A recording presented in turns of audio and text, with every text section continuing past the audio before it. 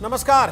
9 बजने के पहले पाकिस्तान के 12 बज गए। जी हां, पाकिस्तान के कब्जे से छूटकर आए विंग कमांडर अभिनंदन की रिहाई को लेकर नया खुलासा हुआ है। पाकिस्तान की नेशनल असेंबली में वहीं के पूर्व स्पीकर और पूर्व विदेश मंत्री ने अभिनंदन को लेकर हुई हाई लेवल मीटिंग का जिक्र करते हुए बताया कि पाकिस्तान को डर था 28 फरवरी 2019 की रात 9 बजे भारत हमला कर देगा। इसी खौफ में वो अभिनंदन को छोड़ने पर राजी हो गए। पाकिस्तान के कब्जे से विंग कमांडर अभिनंदन वर्धमान के हिंदुस्तान लौटने का लम्हा हर हिंदुस्तानी के जहन में आज भी ताजा है। सीना तान कर और सिर ऊंचा कर वतन लौटे बहादुर अभिनंदन की तस्वीर जिस भी भारतीय ने देखी उसका भी सीना गर्व से चौड़ा हो गया।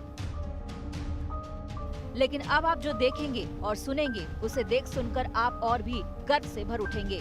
सुनिए पाकिस्तान की नेशनल असेंबली के पूर्व स्पीकर सरदार अयाज सादिक का क्या कहना है। प्राइम मिनिस्टर साहब ने आने से इनकार कर दिया और चीफ ऑफ आर्मी स्टाफ तशरीफ लाए। पैर कांप रहे थे, पसीने माथे पे थे और हमसे शाह महमूद साहब ने कहा, फॉरेन मिनिस्टर साहब ने, कि खुदा का वास्ता है अब इसको वापस जाने दें, चूंकि 9 बजे रात को हिंदुस्तान पाकिस्तान पे अटैक कर रहा है। सुना आपने, अभिनंदन को लेकर पाकिस्तान में जो हाई लेवल मीटिंग बुलाई गई थी उसमें पाकिस्तान के प्रधानमंत्री ने आना भी गवारा नहीं समझा। शायद वो शर्मिंदगी से बचना चाह रहे होंगे। मीटिंग में सरकार और सेना के जो नुमाइंदे आए उनके चेहरे की हवाइयां उड़ी हुई थी। जी हाँ, तब भारत से डर गया था पाकिस्तान। पाक के आर्मी चीफ के पैर कांप, बाजवा की पेशानी पर पसीना था। इसकी तस्दीक उस पाकिस्तान के इन दोनों सीनियर नेताओं का दावा पिछले साल 28 फरवरी को नेशनल असेंबली में इमरान खान के दिए बयान से बिल्कुल अलग है। अभिनंदन को रिहा करने से एक दिन पहले पाकिस्तान के प्रधानमंत्री इमरान खान ने नेशनल असेंबली में ऐलान किया था कि किसी खौफ में नहीं बल्कि रिश्ते सुधारने के मकसद से वो अभिनंदन को रिहा कर रहे हैं। क्या नेशनल असेंबली में इमरान ने बोला था झूठ? इमरान को सता रहा था भारत के हमले का डर। भारत से डर को इमरान ने शांति संदेश का दिया नाम। अभिनंदन के भारत लौटने के बाद कल पाकिस्तान की नेशनल असेंबली में जो खुलासा हुआ है उससे साफ हो गया कि पाकिस्तान ने अभिनंदन को सुरक्षित रिहा कर कोई बड़प्पन नहीं दिखाया था, बल्कि भारत के संभावित एक्शन से खौफ में भर उठा था।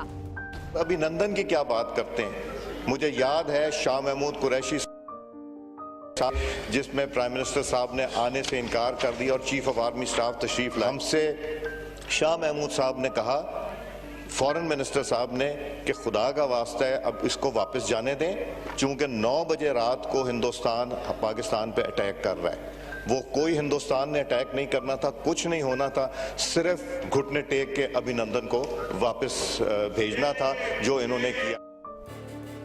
जम्मू कश्मीर के पुलवामा में हुए आतंकी हमले का बदला लेने के लिए भारत ने पिछले साल 26 फरवरी को पाकिस्तान के बालाकोट में आतंकी शिविर पर हवाई हमला बोल दिया था। इसके बाद पाकिस्तान के F-16 विमानों ने भारतीय वायुसेना में घुसने की हिमाकत की थी, जिसका मुंहतोड़ जवाब विंग कमांडर अभिनंदन ने दिया था। तब भारत के हमले के भय से पाकिस्तान ने अपने एयर स्पेस बंद कर दिए थे।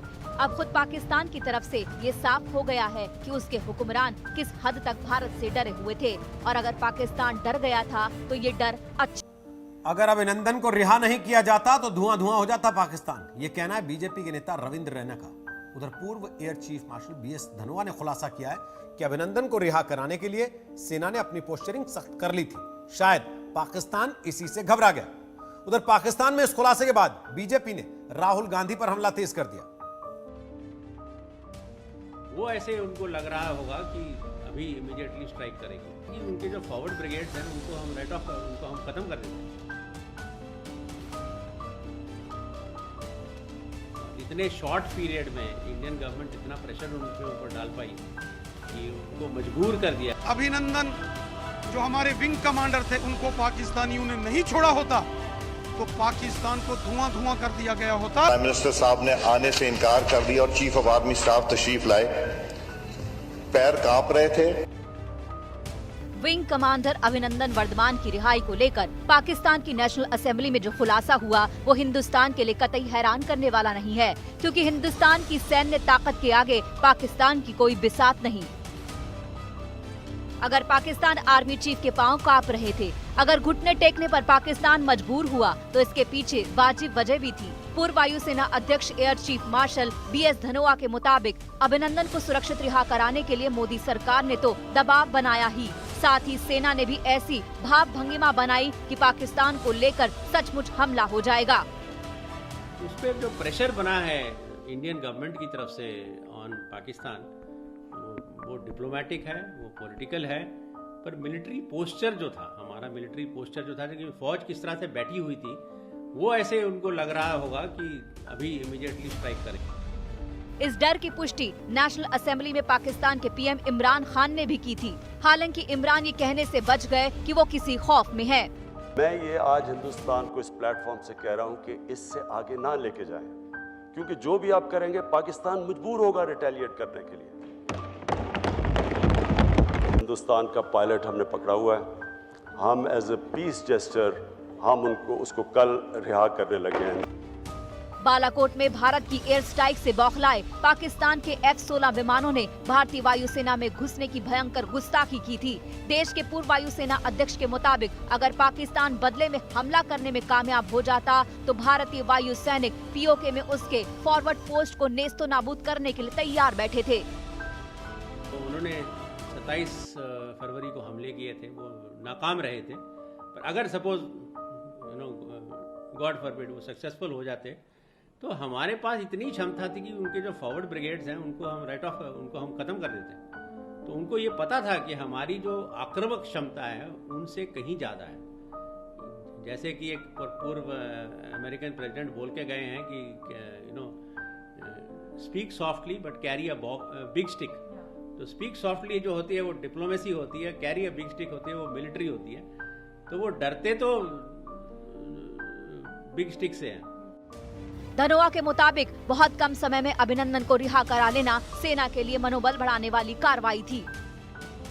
इतने शॉर्ट पीरियड में इंडियन गवर्नमेंट इतना प्रेशर उनके ऊपर डाल पाई कि उनको मजबूर कर दिया कि इतनी जल्दी रिलीज कर दो। तो ये तो it is the high point. Pakistan assembly में हुए खुलासे से अब बीजेपी भी फ्रंट फुट पर आ गई है। अभिनंदन साहब को उन्होंने छोड़ा था। अगर अभिनंदन जो हमारे विंग कमांडर थे उनको पाकिस्तानियों ने नहीं छोड़ा होता तो पाकिस्तान को धुआं धुआं कर दिया गया होता, पाकिस्तान को धूल धूल कर दिया गया होता, पाकिस्तान को दुनिया के नक्शे से हिंदुस्तान ने मिटा दिया होता। ये पाकिस्तानियों ने इसको कबूला है और ये सत्य है। इस बीच पाकिस्तान नेशनल असेंबली में वहां के सीनियर नेताओं के बयान के बाद बीजेपी ने विपक्ष पर बयानों की स्ट्राइक कर दी है। बीजेपी अध्यक्ष JP नड्डा ने ट्वीट किया, कांग्रेस के शहजादे को भारत की किसी भी चीज पर विश्वास नहीं है, चाहे वो सेना हो, सरकार हो या हमारे लोग हो, तो वे अपने सबसे भरोसेमंद देश पाकिस्तान की ही सुन लें। उम्मीद है अब तो उनकी आंखें खुलेंगी। बीजेपी प्रवक्ता संबित पात्रा ने भी ट्वीट कर राहुल गांधी को निशाना बनाया। पात्रा ने ट्वीट किया, राहुल जी, आप सर्जिकल स्ट्राइक और एयर स्ट्राइक पर सवाल उठा रहे थे ना, जरा देखिए मोदी जी का क्या खौफ है पाकिस्तान में। सरदार अयाज सादिक बोल रहे हैं पाकिस्तान के नेशनल असेंबली में कि पाक के चीफ ऑफ आर्मी स्टाफ के पैर कांप रहे थे और चेहरे पर पसीना था, कहीं भारत अटैक न कर दे, समझें। बीजेपी नेताओं का हमला बालाकोट स्ट्राइक के सबूत मांगने को लेकर था। आर्मी नरेंद्र मोदी जी की पर्सनल प्रॉपर्टी नहीं है। नरेंद्र मोदी जी सोचते हैं कि हिंदुस्तान की सेना, हिंदुस्तान की एयरफोर्स, हिंदुस्तान की नेवी उनकी पर्सनल प्रॉपर्टी है। सियासत का एक अघोषित नियम है कि देश हित के मामले, खासकर जब उसमें दुश्मन देश शामिल हो, तो उस पर राजनीति नहीं होनी चाहिए। लेकिन राजनीतिक रस्साकशी में ये नियम अक्सर टूट जाता है। आज तक ब्यूरो। और अब आपको थोड़ा सा फ्लैशबैक में लेकर चलते हैं और दिखाते हैं अभिनंदन से जुड़ी एक एक्सक्लूसिव रिपोर्ट जो आज तक ने POK के उस गांव में जाकर तैयार की थी जहां पैराशूट से अभिनंदन उतरे थे। की सरजमी पर उसी के सैनिकों के बीच चाय की चुस्की लेते हुए पाक फौज के सवालों का बेखौफ होकर जवाब देते अभिनंदन के इस वीडियो ने हर हिंदुस्तानी का सीना गर्व से चौड़ा कर दिया था। दुश्मनों के बीच होकर भी अभिनंदन चेहरे पर बगैर कोई शिकन लाए उनके सवालों का बेखौफ होकर जवाब देते रहे। पाकिस्तानी फौज के कब्जे में पहुंचने से पहले भी अभिनंदन ने गजब की जाबाजी दिखाई थी। आज तक आपको फिर से दिखाने जा रहा है अभिनंदन की बहादुरी की वो रिपोर्ट जो सीधे पाकिस्तान के ग्राउंड जीरो से तैयार की गई थी। वो 27 फरवरी 2019 की सुबह करीब 9:30 बजे का वक्त था। एयर स्ट्राइक का बदला लेने की नियत से नौशेरा आर्मी बेस के पास पाकिस्तान एयरफोर्स के F-16 विमान भारतीय वायुसेना में घुस आए थे, लेकिन इससे पहले कि वो कुछ कर पाते, भारतीय सेना के फाइटर विमानों ने खदेड़ना शुरू कर दिया। इस ऑपरेशन में विंग कमांडर अभिनंदन MiG-21 बाइसन विमान के साथ मौजूद थे। अभिनंदन ने पाक विमानों को दूर तक खदेड़ा और आखिरकार ढेर कर दिया, लेकिन इस दौरान उनका विमान भी दुश्मन की जद में आ गया। अभिनंदन का मिग क्रैश हो गया, लेकिन वो खुद पैराशूट से जमीन पर उतरने में कामयाब रहे। ये है POK का भिम्बर जिले का होरन गाँव में इसी जगह अभिनंदन पैराशूट से उतरे थे।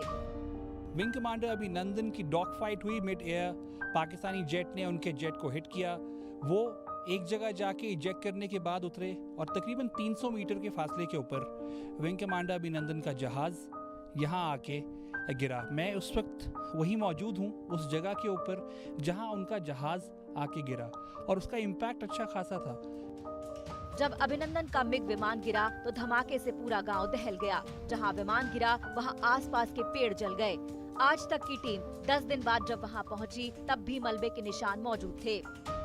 आप ये देख सकते हैं, ये एक साइड से जल गया है, क्योंकि यहाँ जब जहाज गिरा था तो एक्सप्लोजन जरूर हुआ होगा, क्योंकि वहाँ तक इसकी आग गई। ये दरख्त गिर गया, ये बिल्कुल साथ था।